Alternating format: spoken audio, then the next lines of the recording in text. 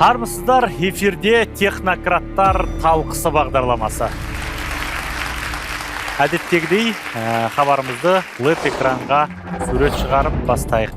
Мынау экранда тұрған ненің символдық бейнесі. Бұл бізде блокчейн деп аталады. Бұл бізде блокчейн деп аталады. Өте дұрыс айттыңыз, блокчейн. Келесі сұрақ. Ал мынау ненің суреті? Бізде бейнеде криптовалютаның бейнесі көрсетілген суреті. Криптовалютаның суреті, е? Өте жақсы. Келесі сурет.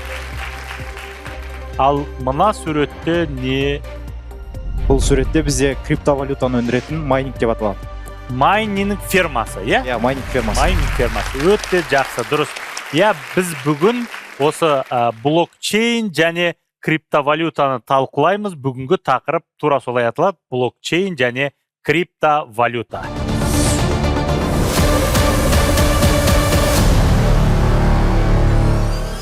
Криптовалюта алдағы уақытта ұлттық валютаны алмастыра ала ма? Бұл жағын енді мен айта алмаймын, мемлекет басшысы айтуы мүмкін. Қазақстанда блокчейн технологиясының дамуына не кедергі? Банктердің барлығы қарсы болуы мүмкін. Криптовалюта ақшаның қайнар көзіне айнала ала ма? Ол кісілерге бұның бәрі екі қойың бір сом болып отыр шындығын айтқанда. Майнинг фермалардың болашағы қандай? Біз қаласақ та, қаламасақ та, бұл халықтың талабы. Сол себепті мемлекет бұл нәрсені қабылдау керек, технологияны мойындау керек. Студиямызға біз осы саланың мықты деген мамандарын шақырып отырмыз. Ендеше таныс болыңыздар. Ержан Ерболатұлы, киберқауіпсіздік саласының маманы, болашақ бағдарламасының түлегі. Қош келдіңіз, Ержан. Берік Сәбденәлиев, СДУ университеті бизнес мектебінің деканы. Берік мырза, қош келдіңіз. Раиса Өскенбаева, техника ғылымдарының докторы, профессор, Сәтбаев университеті автоматтандыру және ақпараттық технологиялар институтының директоры.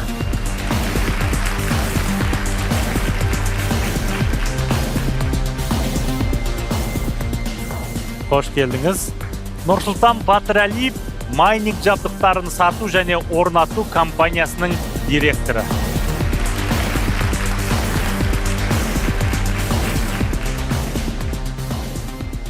Және Азамат Кәлпебаев, Ғұмарбек Дәукеев атындағы Алматы энергетика және байланыс университеті IT инженериясы кафедрасының аға оқытушысы, ақпараттық жүйелер магистрі.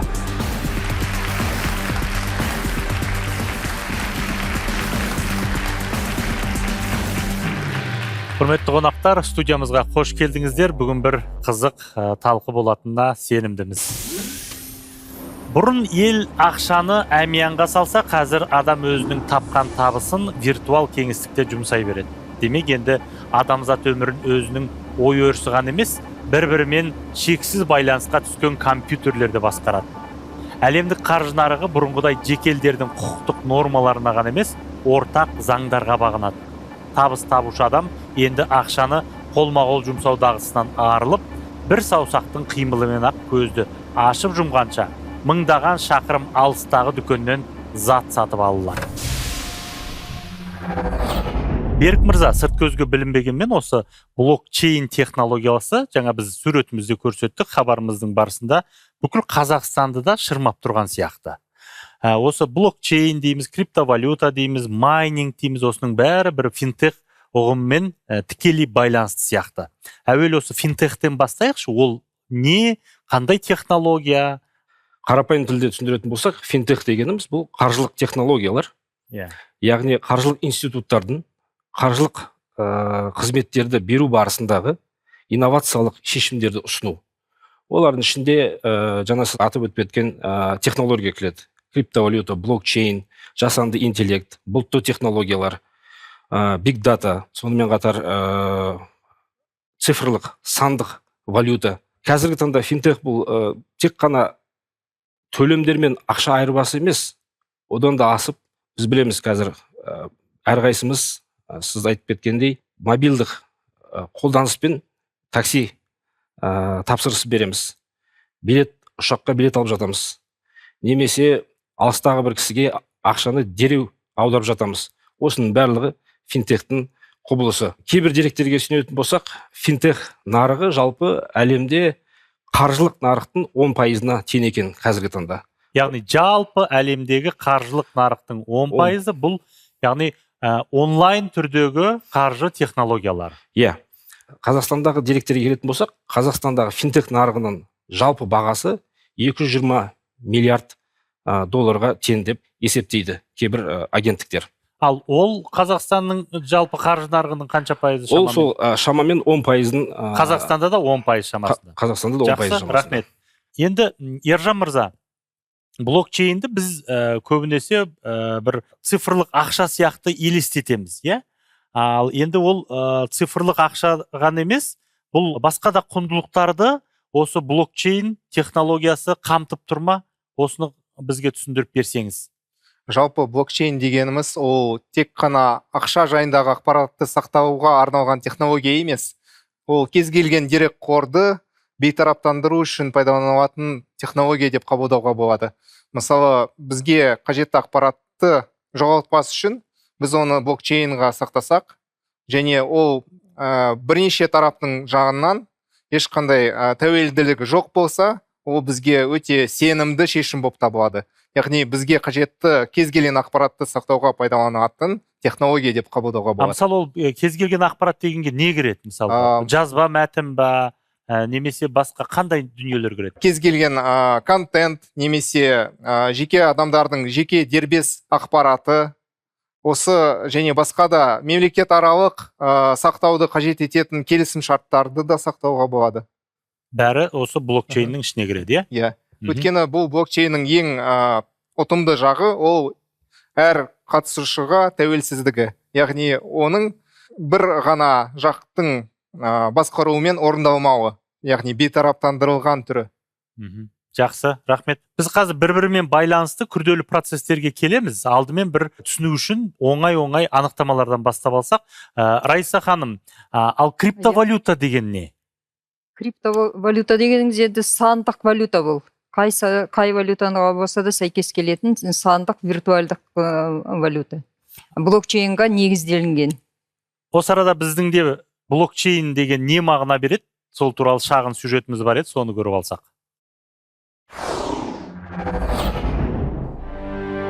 Блокчейн. Блокчейн. Блокчейн. Блокчейн. Блокчейн. Блокчейн. Блокчейн. Блокчейн. Блокчейн белгілі бір ережелер бойынша бір-біріне байланысқан мына блоктардың тізбегінен тұратын мәліметтер жинақтаушы технология. Әрбір блоктағы ұяшықта өзіне ғана тән ақпараттар және де өзінің алдындағы блок жайында ақпарат жинақталған. Осының арқасында транзакциялар жылдам әрі қауіпсіз түрде іске асады. Блокчейн технологиясының артықшылығы, жылдамдық және қауіпсіздіктің мықтылығы барынша ашықтық. Мысалы, осы блокчейнде бір транзакция іске асқан болса, ол жердегі транзакция бүкіл блоктарда компьютерлерде сақталады. Осының арқасында ол жерге енген ақпаратты ешкім өшіре алмайды, ешкім оны өзгерте алмайды. Мысалы, мынау сіз өзіңіздің досыңызға ақша жібергіңіз келеді. Біз ол ақшаны жіберетін кезде қолданатын ортада делдал, яғни банк бар. Жалпы блокчейн системасының пайда болуының негізі ортадағы делдалды алып тастау. Мысалы, сіз досыңызға ақша жіберген сәттен бастап, сіздің транзакцияңыз бүкіл блокчейндағы блоктарға ақпарат ретінде енеді. Сол сәтте сіздің ақшаңыз жеткеннен кейін оның барлығын түскендігін растап отырады әрбір блок. Осы кезде ғана сіздің ақшаңыз ешқандай қиындықсыз осы досыңыздың шотына келіп түседі. Жалпы блокчейн интернеттегі жаңа технологиялардың бастамасы. Азамат мырза, мынау блокчейнді көрсетіп жатыр, иә? Дәстүрлі қаржы жүйесі бар. Сонымен қатар міне жаңа технология бар. Осы дәстүрлі банк жүйесі мен блокчейн технологиясы бір-бірімен қалай байланысып тұр? Енді бұл жерде дәстүрлі қаржы жүйесі, ол жаңа банктер, біздің банктер. Ал блокчейнді алып қарайтын болсақ, бұл жерде бірнеше блоктар бар. Яғни біз бір адамнан екінші адамға ақша аударатын болсақ, ол транзакция жаңағы бүкіл блоктарға таралады. Сол барлық жаңағы 51%-дан асу керек, 50%-дан асу керек. Яғни 51% сәйкестендірген кезде ғана сол ақша жаңағы екінші адамға аударылатын болады. Нұрсұлтан мырза, сонда мысалға жаңағы дәстүрлі ақша аударымдары бар ғой. Мәселен, қазақстандық бір банктен келесі бір жаңағы операторға дейміз ба, келесі бір ана жақтан қолданушы азаматқа ақша аударғаннан блокчейн технологияның сонда айырмашылығы қандай? Мысалға, біз жаңа мобильді переводтарды алайық. Не болмаса банкаралық переводтарды алайық. Қазір неге біз жалпы бүгінгі таңда осы тақырыпты талқылап отырмыз? Неге бұл жаңа новшество болып біздің қоғамға еніп жатыр? Не себепті? Себебі бұл халыққа пайдалы ма? Пайдалы.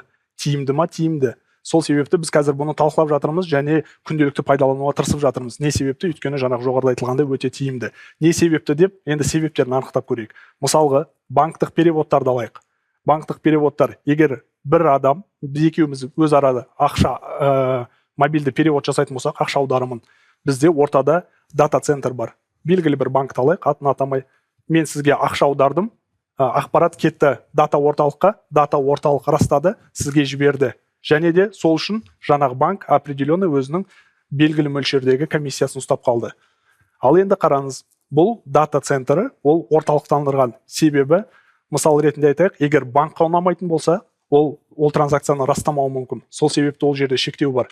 Ол жайлы мысалдар көп. Мысалға, қазір көршілес мемлекеттерде болып жатқан жағдайлар. Ол жерде алады да виза немесе MasterCard сияқты үлкен ойыншылар алып тоқтап тастайды. Сол себепті ол мемлекеттерде мобильді переводтар жұмыс істемей қалды, карталар жұмыс істемей қалды. Өйткені неге? Ол орталықтандырылған. Ал біз қазір бүгінгі көтеріп отқан тақырыбымыз ол децентрализованный, ол орталықтандырылмаған. Сондықтан оны ешкім тоқтата алмайды. Мен сізге ақша аударым жасайтын болсам, оны жаңағы жоғарыда видеода көрсетілгендей бірнеше блокчейнға бөлінеді. Блокчейннен растама алғаннан кейін барып сізге ақша түседі. Ол өте жылдам және де комиссиясы өте төмен. Біз банкке төлейтін құнына қарағанда блокчейн технологияға төлейтін комиссиямыз өте тиімді болып табылады. Яғни сіз айтып отырсыз, блокчейн халыққа пайдалы деп отырсыз, оны қорқудың ешқандай қажеті жоқ. Әрине, ол болашақ. Оны мойындауымыз керек. Біз оны мойындайық, мойындамайық, ұнатпайық, ол бәрібір келетін болашақ. Өйткені не себепті келеді? Өйткені қолайлы. Жақсы. Бәлкім біздің сұрағымыз бір қатеде шығар, бірақ айтыңыздаршы, кез келген технологияның иесі болады, кез келген банк болса да оның бір акционері болады. Ал осы блокчейн технологиясының әлемде шырмап тұрған, осының иесі кімдер? Енді бір адам емес екені белгілі. Білуімше, бұл блокчейн әрдайым дамитын жүйе. Бұның иесі жоқ. Және бұның иесі демейік те, бірақ бұған үлес берушілер, тұтынушылардың өздері. Неғұрлым тұтынушы көп болған сайын, неғұрлым транзакция көп болған сайын, бұл блокчейн жүйесі соғұрлым дамиды. Ал енді бұл жүйеден ақау шығуы мүмкін бе? Әрине шығуы мүмкін, өйткені бұл жүйені, бұл технологияны адам ойлап тапты ғой. Ал адам ойлап тапқан кез келген нәрседен басқа адам ақаулық табуы мүмкін, әрине. Технологияны негізі ретінде криптографияны алатын болсақ, ол криптографияның ішінде пайдаланылған шифрлар бар. Егер сол шифрлардың ақаулығы немесе осал тұстары пайда болса, онда бүкіл блокчейннің де сенімділігі жоққа шығады. Жақсы, осы арада бір студиядан сұрасақ, алып қосар пікірлеріңіз немесе сұрақтарыңыз бар ма? Менің негізгі сұрағым, блокчейн технологиясының маңызы қандай? Жаңа жоғарыда айтып өттік қой, маңызы өте үлкен. Олардың ең біріншісі ол қауіпсіздік. Қауіпсіздік, жылдамдық және құндылығы. Құндылығы өте арзан, өте жылдам және ең бастысы қауіпсіздік. Оны әртүрлі салада, тек қана криптовалюта саласында емес, жаңа жоғарыда айтылып өткендей, мемлекет арқылы аралық құжаттарда пайдалансақ, және қазіргі соңғы кездегі тенденция ол медицина саласы. Медицина саласындағы назначениялар, препараттар, рецепттар барлығы осы блокчейнға орнатылып, криптография арқылы шифрландырып, керекті адамға жеткізіледі. Және де оған ешкім бөгет бола алмайды, ешкім оны контрольда ұстай алмайды. Ол керек адам, керек ақпаратты алады. Сол себепті бұл қазір соңғы кезде өте пайдалы және өте ауқымды тарап бара жатқан дүниелердің бірі. Мен сұрақты Нұрсұлтан сізге қойсам деп едім. Сіз жаңа айттыңыз, блокчейн, яғни бұл жерде иесі жоқ дедіңіз. Ал Қазақстан Республикасы өзінің жеке криптовалютасын қалыптастырамыз деді, яғни шығарамыз деді. Мысалы, әлемде қазір 30 мемлекетте уже соған нетіп жатыр. Алды қарай өздерінің криптовалютасын ойлап шығарып жатыр. Алдыда қателеспесем 3 мемлекетте уже криптовалюта ресми түрде бар.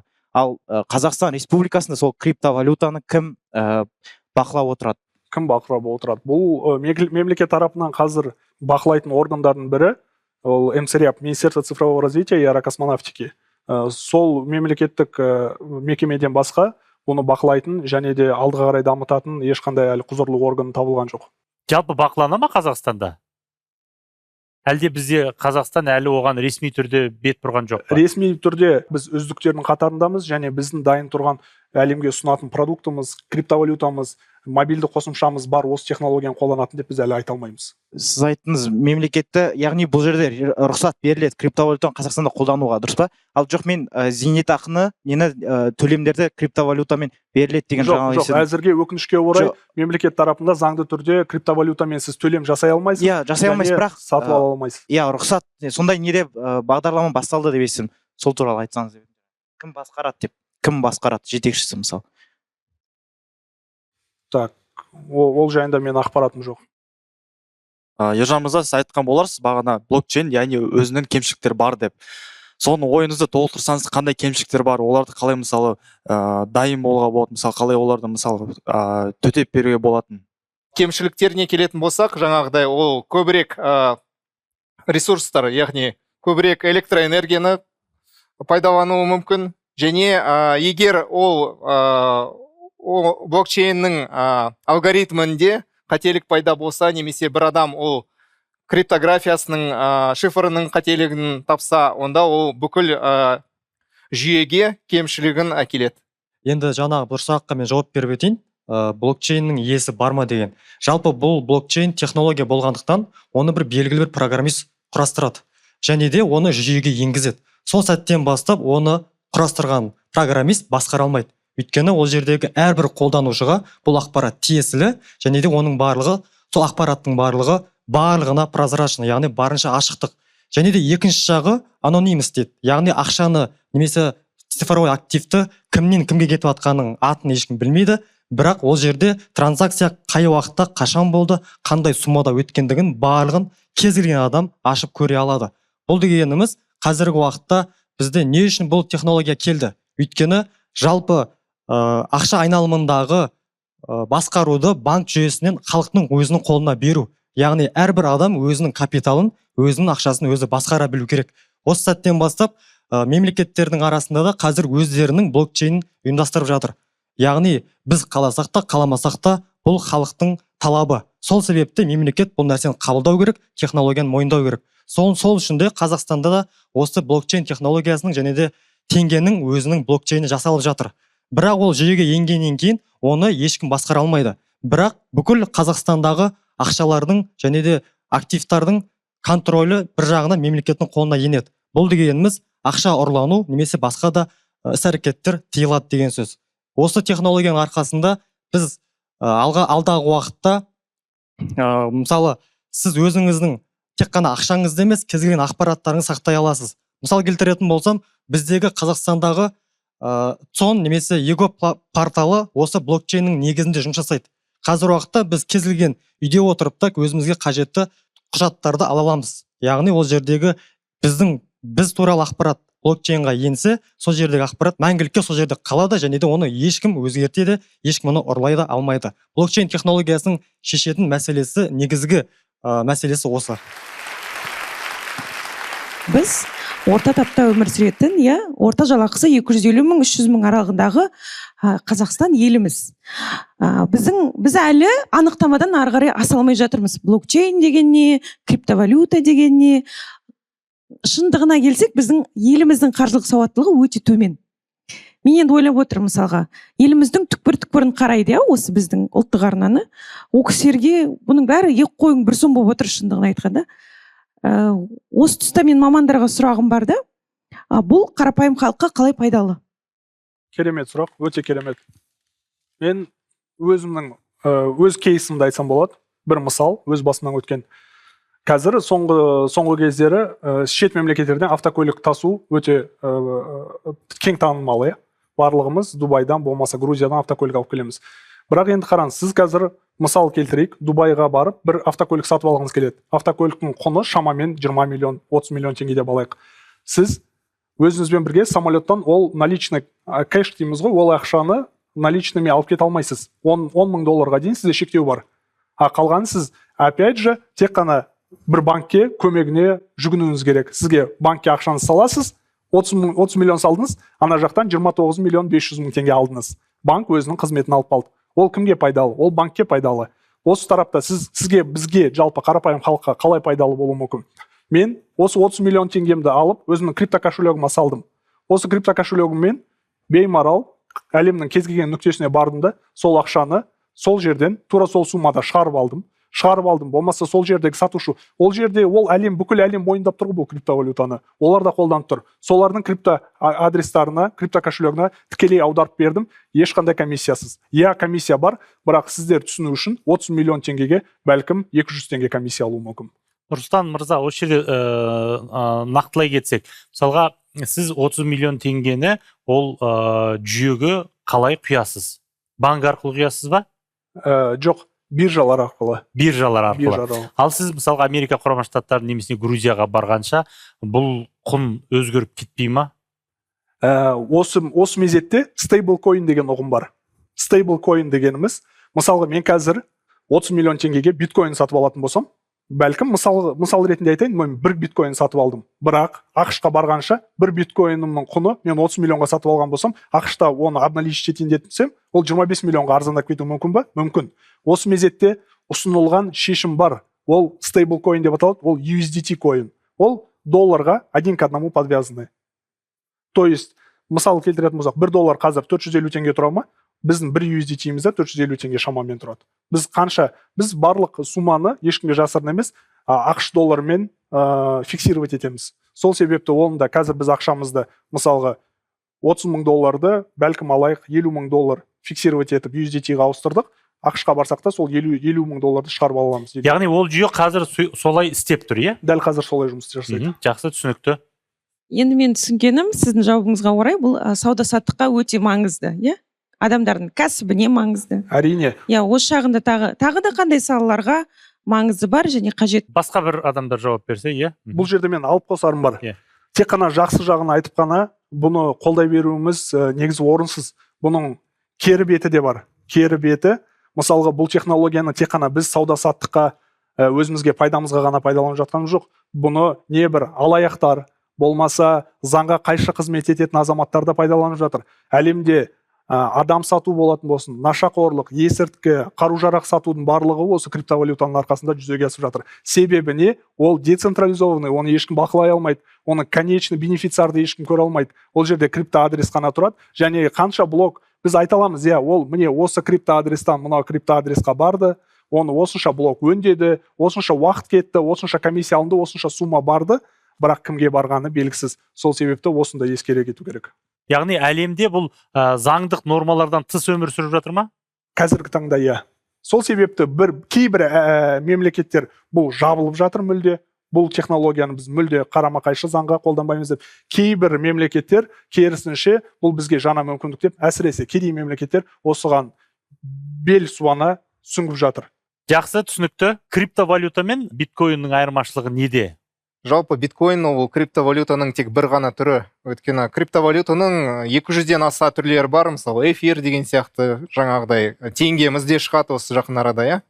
Ол тек қана бір ғана валюта биткоин деп аталады. Ол ең бірінші пайда болған валюта, әрине. Ол осы криптовалютаның пайда болуының және танымал болуының себепшісі, әрине. Себепшісі, иә. Жақсы. Ержан мырза, онда өзіңіз айтыңызшы, Қазақстанда өз теңгені шығарғалы жатыр деп. Оны кім шығарғалы жатыр? Қашан шығады оны? Менде ондай енді нақты ақпарат жоқ, бірақ осы біздің қаржы министрлігі де сол электронды теңгені шығару қажеттілігіне, оның біздің мемлекетімізге қажет екендігіне көз жетті, және Астанада арнайы Астана Хаб деген жерде осы жаңа технологияларды дамытуға қаржы бөлініп жатыр. Ал ол теңгенің бағамы біздің ресми теңгенің, айналыстағы теңгенің бағамымен бірдей бола ма, жоқ әлде ол биткоин нарығының заңына бағына ма?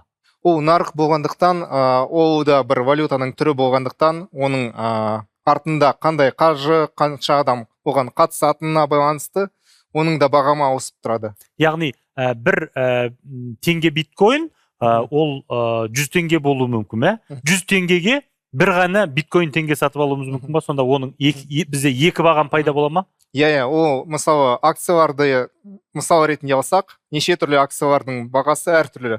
Өйткені ол акцияларды шығарып жатқан компаниялар әртүрлі. Және нарықта болып жатқан өзгерістер және осы акциялардың саудалануына байланысты, транзакцияларына байланысты бағамы өзгеріп тұрады.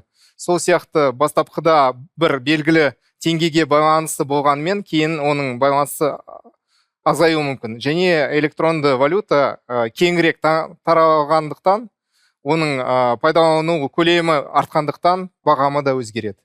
Жақсы. Қазақстанда криптовалютаны тұтынушылар көп пе? Криптовалютаның қай түрін Қазақстан азаматтары көп пайдаланады?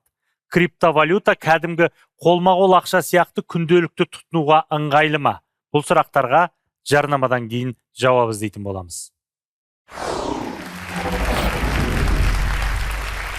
Эфирде технократтар талқысы, бүгінгі тақырып блокчейн және криптовалюта. Қазір енді тағы да ледке назар аударсақ, экранда тұрған кімдердің суреті және бүгінгі тақырыпқа қандай қатысы болуы мүмкін? Бірінші суретте бұл жерде криптовалютаның жасаушысы, эфирим криптовалютаның жасаушысы белгіленген. Өте жақсы, дұрыс таптыңыз. Есімі Виталик Бутерин. Кім? Виталик Бутерин. Бұл орыс, қателеспесем, белорус азаматы ой. Белорус азаматы. Сосын тағы қалғандарын сіздер танисыздар ма? Ортадағы биткоиннің негізін қалаушы. Бірақ екінші суреттегі биткоиннің қалаушысы деп айтылады. Айтылады, бірақ ол нақты емес. Нақты емес. Жаңағыдай айтқанымыздай тәуелсіз ғой. Сатоси Накатамо, Виталик Бутерин және Чарли Ли. Осы азаматтар осы биткоиннің негізін қалаушы ретінде айтылады.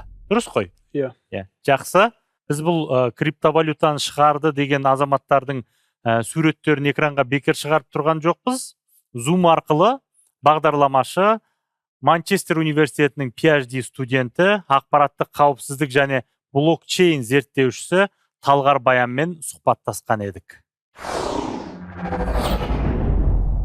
Талғар, осы утопия санады, биткоинді алғашында шыққанда. Ал қазір ол қандай деңгейге жетті?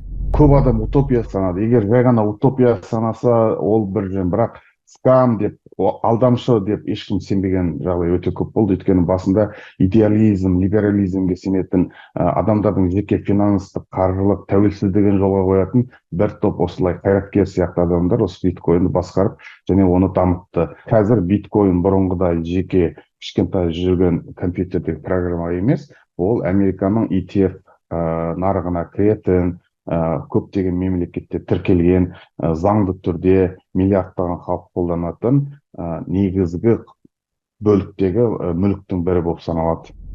Ал оның құнының артуына немесе төмендеуіне қандай факторлар әсер етеді? Олар қандай нарық заңына бағынады? Биткоиннің бағасына көптеген нарықтың факторлар әсер етеді. Негізі оған әсер ететін нарықтық үлкен оқиғалар, егер соғыс болса, адамдар алтын алған сияқты биткоин алуы мүмкін. Қажеттіліктер, немесе жаңағы техникалық қауіпсіздіктер, хакерлік оқиғалар, соның бәрі биткоиннің бағасына әсер етеді. Жақсы, Талғар, әңгімеңізге рахмет. Нұрсұлтан мырза, осы биткоин алға шығып, осыдан бірнеше жыл бұрын осы бір ел ішінде, осы шет елдерде де, Қазақстанда да бір дүрбелең кезең болды ғой. Біреулер алу керек деп, алмау керек деп, мына тез баюдың бір құралы сияқты да болып кеткен кездері бар. Қазақстанның осы азаматтары қаншалықты осы биткоинмен айналысады? Нақты ресми ақпарат жоқ бұл жөнінде. Ресми ақпарат жоқ. Себебі бұл ешкімде бақыланбайды. Жалпы тенденция, қызығушылық. Бұл білесіз ба?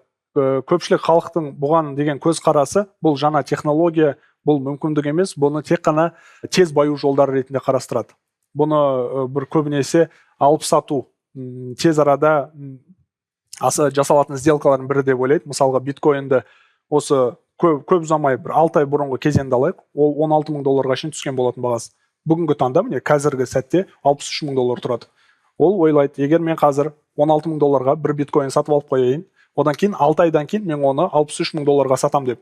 Тура осы өткен кезекте солай жасаса олай болатын еді. Бірақ енді дәл қазір біз оны биткоинді 63 мың долларға алып қояйық, 6 айдан кейін мен оны 120 мың долларға сатам деген ұғым болатын болса, ол қате. Себебі ол 6 айдан кейін белгісіз, бәлкім 10 мың доллар тұра ма, бәлкім 100 мың доллар тұра ма. Нью-Йорк биржасы бар, Лондон биржасы бар, иә.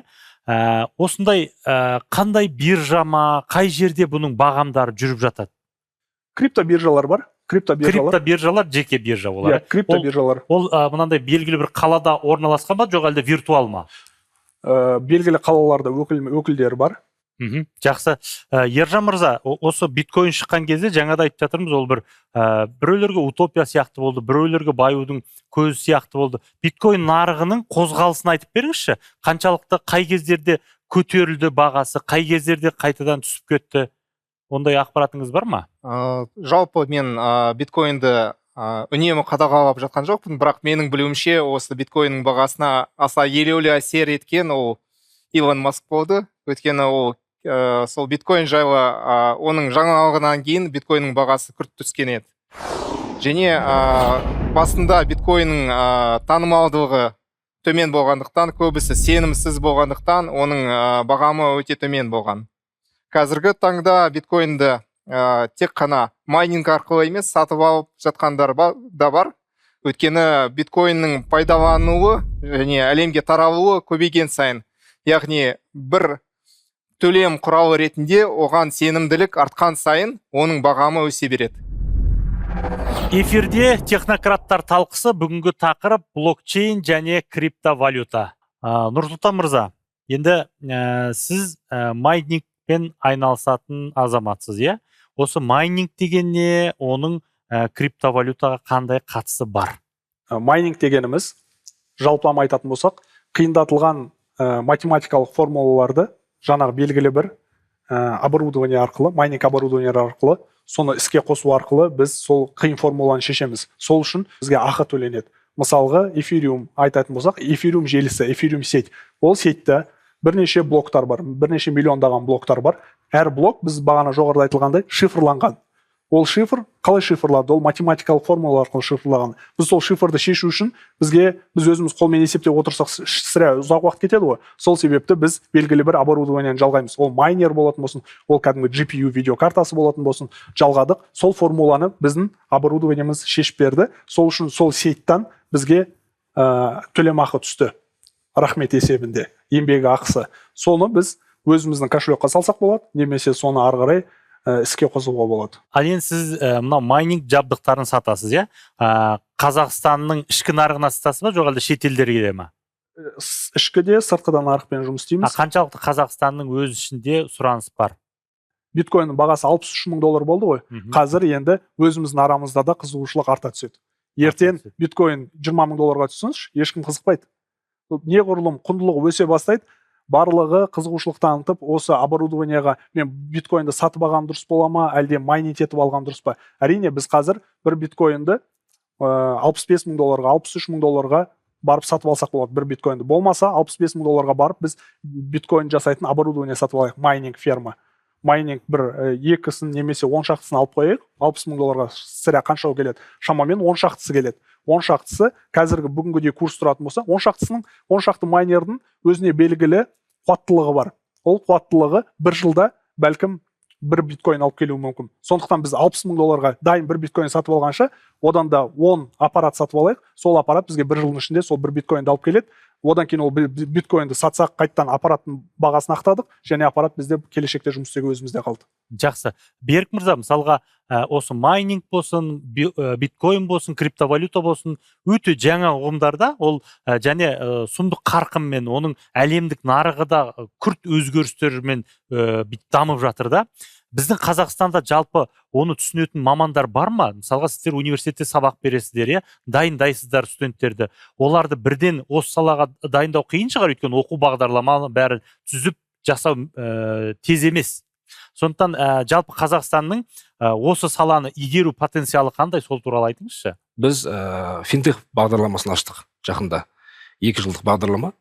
Осы финтех оқу бағдарламасы елімізде бір қатар жоғары оқу орындарында ұсынылып жатыр.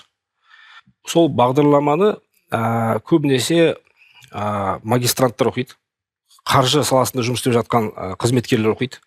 Яғни қаржы саласында оқып, өзінің кішкене IT-де жетілдіргісі келген кісілер финтех бағдарламасына келіп жатады.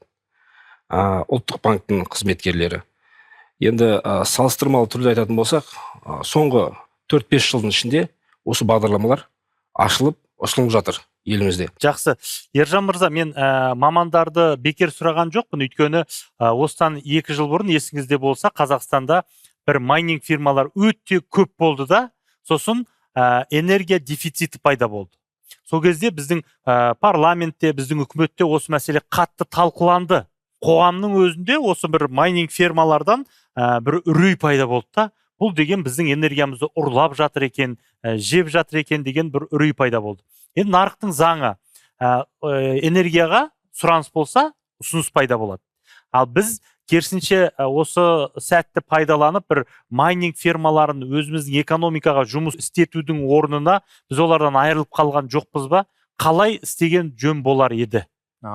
Жалпы ондай үрей әрине пайда болды, өйткені көптеген электр қуатын пайдаланушы фермалар қарапайым халыққа электр энергиясының жетпеуіне, тапшылығына келіп соқты, және бұл біздің енді желілеріміздің сондай фермаларды орналастыруға дайын емес екендігін көрсетті.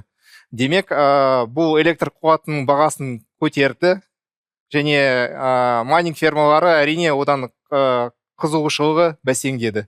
Демек, олардың табатын табысы төмендеді. Және бізде өз-өзіне қалпына келетін энергия қорларын пайдалану аса кең таралмаған. Егер ол сондай өз-өзін қалпына келтіретін ресурстарды және табиғатқа зиянды әсері төмен энергиямыз болса, біз майнингпен айналысуға болады. Ал егер біз өзіміздің қажеттіліктерімізге электр қуаты тапшы болған кезде майнинг фермаларын орналастырсақ, онда біз қалған салалардың құлдырауына келуі мүмкін. Сол себепті енді заңдылықтың және заң арқылы оның осы крипто майнингтің реттелуі дұрыс болды. Жақсы, Азамат мырза, енді Қазақстанда осы қазіргі әлемдік нарықтағы блокчейн технологиялары, криптовалюта, жаңа майнинг нарығы бәрін көріп отырмыз. Қазақстанда осы салаға ары қарай қалай көңіл бөлінуі керек? Қоғам қалай қабылдау керек? Мемлекет қалай қабылдау керек осы саланы? Қаржы саласында қолданатын болсақ блокчейндерді, мына банктердің барлығы қарсы болуы мүмкін. Өйткені олардың жұмысы қысқарады. Адамдар о жаққа көңіл бөле бастамайды, блокчейнге кетіп қалуы мүмкін. Содан кейін әртүрлі өзгерістер болуы мүмкін өмірде. Соның барлығы әсер етеді. Енді сол себепті үкімет бұған егер рұқсат беретін болса, егер осы технологияны қолдану керек екенін мойындайтын болса, онда ары қарай бұның қолданысы ұлғаяды деп есептеймін. Жақсы, студиядан пікір бар ма? Жақсы. Егер де біз блокчейнді толығымен Қазақстан нарығында қолданатын болсақ, біздің банктердің жұмысы азаяды дедік. Яғни экономикасына әсері қандай болмақ? Біздің экономикамыз түседі ме, әлде көтеріледі ме? Мысалы, бізде банктердің төлейтін салығы бар, басқа да мәселе бар дегендей. Қарапайым халыққа жаңағы биткоинді, осы блокчейнді қолдану, ол өте жоғары мүмкіндік деп айтсақ болады. Ал енді банк саласындағы жаңа қызметкерлерге ол керісінше әсер етуі мүмкін. Қарапайым халыққа пайдалы дедіңіз ғой, бірақ рұқсат беру ықтималдығы қанша пайыз? Мемлекет рұқсат береді ме, әлде бермеуі мүмкін бе?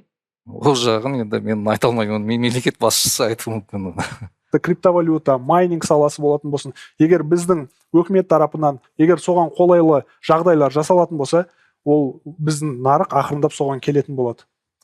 Жақсы, Ержан мырза, енді бізге елімізде қолайлы климат болса деп жатыр. Қолайлы климат жасау үшін біз қандай қадамдарды іске асыруымыз керек?